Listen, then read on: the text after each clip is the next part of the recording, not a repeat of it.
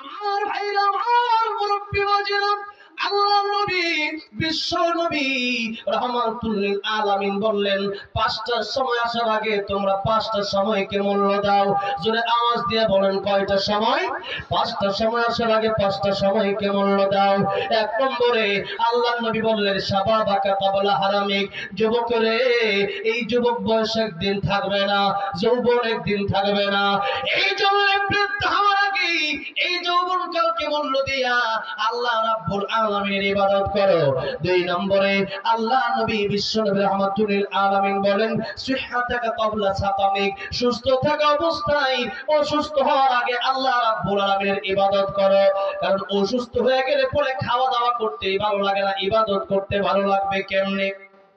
ঠিক না? ঠিক। তিন নম্বরে আল্লাহ নবী বলেন, গিনাকা ক্বাবলা ফাকারিক, ধনী থাকা